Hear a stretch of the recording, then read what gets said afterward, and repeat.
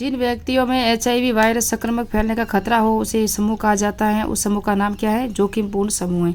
जातिवाद में एक जाति समूह दूसरी जाति समूह के साथ अंत क्रिया करते समय किस रूप में सक्रिय होते हैं? तो अंत समूह तथा पाया समूह के रूप में। तीसरा प्रश्न है, कास्ट इन इंडिया पॉलिटिक्स के लेखक कौन है? रजनी कोठारी। ये 2013 में आया था। एड्स के सर्वप्रथम अविवादित रोगी कहाँ पाए गए थे? अमेरिका में।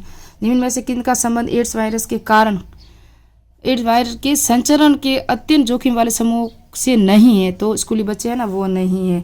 ये परीक्षा में वापस रिपीट हुआ है। एड्स दिवस किस दिन मनाया जाता है? 1 दिसंबर को। निम्न में से किस समाजशास्त्री ने सांप्रदायवाद के 6 आयाम की व्याख्या की थी? तो टी.के. उमन ने की थी। ये मैंने कहा था, इसको रट लेना। ये देखो 2018 में आया, इससे पहले कहाँ आया था वापस बताऊंगी मैं। निम्न में से कौन सा राष्ट्रीय एकीकरण के लिए चुनौती नहीं है? तो सांप्रदायिकता है, जातिवाद है, क्षेत्रवाद है, और क्या नहीं है? और क्या है? भ्रष्टाचार है, गरीबी है। ये सभी हमने पढ़ा ना, वर्तमान सामाजिक समस्या है। लेकिन नगरवाद है ना, ये नहीं है। क्या नहीं है? नगरवाद नहीं है। उसके बाद निम्न में से कौन सा कारक जातिवाद के लिए उत्तरदायी नहीं है? तो अंतर्जातीय विवाह। अंतर्जातीय विवाह नहीं, अंतर्जातीय। 10वां प्रश्न है, निम्नलिखित में से जातिवाद को बढ़ावा देने वाला कारक कौन सा नहीं है? तो पश्चिमीकरण नहीं है। जाति को राजनीति का कैंसर किस विद्वान ने कहा था? तो ये किया था, कहा था डी.आर.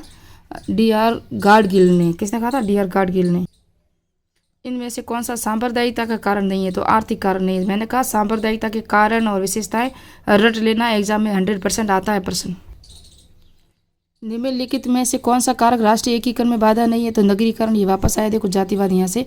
इनमें से कौन सा एक सांप्रदायिकता का कारण नहीं है? तो सामाजिक नियंत्रण है ना, ये नहीं है। ये सभी हमने देखे हुए हैं। निम्नलिखित में से कौन सी विशेषता सांप्रदायिकता की नहीं है? मैंने कहा सांप्रदायिकता के कारण और विशेषता वेरी इंपॉर्टेंट है। तो राष्ट्रीयता की भावना है ना, ये सांप्रदायिकता की विशेषता नहीं है। निम्न में से कौन सा भारतीय समाज के लिए समकालीन सामाजिक समस्या नहीं है? तो प्रजातंत्रवादी, क्षेत्रवाद है, सांप्रदायवाद है, जातिवाद है, भ्रष्टाचार है, गरीबी। ये सब हमने पढ़ा था। सांप्रदायिकता का परिणाम सामाजिक विघटन है ना, ये है। जिससे क्या होता है? समाजों का विघटन होता है, दूरियां बढ़ती हैं, लड़ाई झगड़े होते हैं। निम्न में से किस समाजशास्त्री ने सांप्रदायिकता के 6 आयामों को लेकर? ये 2014 में कॉलेज लेक्चर में आया और ये 2018 में 2nd ग्रेड में आया, टी.के. उमन ने। आय का वह स्तर जिसमें लोग अपने पोषण तथा स्तर को पूरा नहीं कर सके उसे गरीबी रेखा कहते हैं। निम्नलिखित में से कौन सा पॉवर्टी एंड फेमिस का जो लेखक है वो है अमर्त्य सेन। पॉवर्टी एंड फेमिस के लेखक तो अमर्त्य सेन है। पॉवर्टी एंड, यहाँ देखोगे तो आप दादा भाई नौरोजी ने सर्वप्रथम 1901 में अपनी पुस्तक poverty and un British rule in India में गरीबी मापन का प्रस्तुत किया और 1867-68 में कीमतों पर आधारित थी ये। तो वेरी इंपॉर्टेंट है। ये दादा भाई नेहरू की पुस्तक है, वो थी पॉवर्टी ऑफ फेमिस, ये है अमर्त्य सेन की। और दादा भाई नेहरू जी की दूसरी पुस्तक है poverty end of India, very important है। ये भी वेरी इंपॉर्टेंट प्रश्न है। अर्जुन सेन गुप्ता प्रतिवेदन की प्रस्तुति पर घटनाओं की विवेचना से संबंधित है। तो निर्धनता और असमानता। फोन है ना बहुत हीट कर रहा है, गर्मी बहुत है, पंखा वगैरह चल रही है, इसलिए फ़ोन बार बार बंद हो रहा है। जोखिम, डेविड इलेस ने निर्धनता के निम्न कारणों में से किस एक कारण का उल्लेख नहीं किया है? तो डेविड इलेस ने व्यक्ति, सामाजिक संरचना, निर्धनता की संस्कृति और उप संस्कृति तीनों का किया था, लेकिन सामाजिक संबंध का नहीं किया था। तो ये राइट है। मुझे थोड़ा सा झुका यहाँ आपको दिख रहा है, हाँ ये सामाजिक संबंध का नहीं किया था इन्होंने। ये थोड़ा सा मोस्ट इंपॉर्टेंट है। गरीबी की संस्कृति की अवधारणा किसने दी थी? ये 2022 में आया था।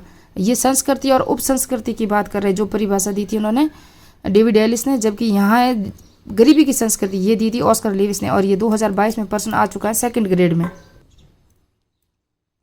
तो डेविड एलिस ना, इसके बता दी मैंने संस्कृति और उप संस्कृति, जबकि गरीबी की संस्कृति की अवधारणा ऑस्कर लेविस ने दी थी। ये भी याद रखना, परीक्षा में आ चुका है प्रश्न, इसलिए मैं बता रही हूँ। निम्न में से कौन सा गरीबी का सूचक नहीं माना जाता? तो कितने सूचक बताए थे? 3 बताए थे मैंने। ये 2nd ग्रेड 2017 में आया था। रोजगार के अवसरों का अभाव, स्वास्थ्य सेवाओं तक पहुंच का अभाव, यातायात के साधनों का अभाव या अशिक्षा। तो ये गरीबी का सूचक तो है, रोजगार के नहीं है, स्वास्थ्य सेवाओं तक पहुंचने का अभाव है और अशिक्षा भी है, लेकिन यातायात के साधनों का अभाव ऐसा कोई विशेषता नहीं दिखती हमें।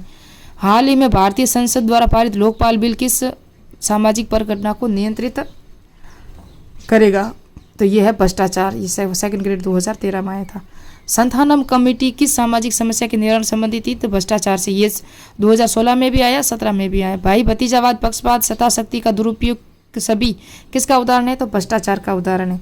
भ्रष्टाचार का प्रमुख कारण क्या है? आर्थिक कारण। तो भ्रष्टाचार के कारण, सांप्रदायिकता के कारण और विशेषताएं, ये भी याद रखना, परीक्षा में पूछा जाता है बार बार। यह है सामाजिक परिस्थिति, सामाजिक समस्या जो है ना, भूमिका वगैरह, इनसे प्रश्न आए थे, मैंने नहीं करवाए थे, यूनिट तो पढ़ा ली थी, नोट सारे दे दिए, पूरी प्ले लिस्ट बनी हुई है। ये हमारा आज 13वां पार्ट है। एक शिक्षक जब पहली बार कक्षा में विद्यार्थियों को पढ़ाते समय सफलता असफलता की भावनात्मक असंतुलन का अनुभव करता है तो समाजशास्त्र में किस अवधारणा का उदाहरण बन जाता है? भूमिका तनाव का बन जाता है। भारत का प्रधानमंत्री किसका उदाहरण है? पदानुसंगन। पूरा समझाया हुआ है मैंने, नोट्स देख लेना, सिर्फ एमसीक्यू करवा रही हूँ।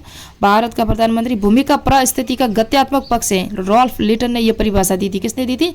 रॉल्फ लिटन ने दी थी। रॉबर्ट मर्टन द्वारा परिभाषित, आपको दिख रहा है, अब दिख रहा होगा, रॉबर्ट मर्टन द्वारा परिभाषित एक अकेले व्यक्ति द्वारा धारण की गई विभिन्न विशिष्ट परिस्थितियों को संकुल को क्या कहा जाता है?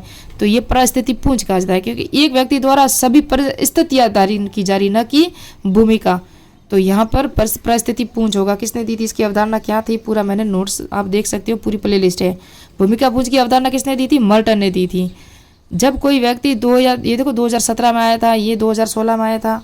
जब कोई व्यक्ति 2 या 2 से अधिक परस्पर विरोधाभासी भूमिकाओं के दायित्व का धारण करता है तो उसे कहा जाता है तो भूमिका संघर्ष है। ये सेकंड ग्रेड 2018 में आया था। 2 या 2 से अधिक परस्पर विरोधाभासी भूमिका, अलग अलग भूमिका है, वो भी गलत है, यानी कि विवादास्पद है, तो वो भूमिका संघर्ष होगा। अर्जित परिस्थिति निर्धारित होती हैं। किससे होती है? अर्जित परिस्थिति निर्धारित किससे होती है? शिक्षा से। शिक्षा से हम पार प्राप्त कर सकते हैं, योग्यता। हम टीचर बनेंगे तो क्या होगा? ये अर्जित परिस्थिति है। वह पद जिसमें व्यक्ति किसी समूह में अपने लिंग, आयु, परिवार, वर्ग, व्यवसाय, विवाह, उपलब्धियों आदि को फलस्वरूप प्राप्त करता है, वह कहलाता है। तो ये अर्जित नहीं है, ये तो क्या होगा? ये परिस्थिति होगा। किस तरह से? देखो, वह पद जिसमें व्यक्ति किसी समूह में अपने लिंग, आयु, परिवार, वर्ग है, व्यवसाय है, उपलब्धि है, ये सब क्या होगा? परिस्थिति होगी, क्योंकि आपने मेहनत करके उसको पाया है। डेविस के अनुसार समाज में द्वारा स्वीकृत पद को क्या कहते हैं? परिस्थिति।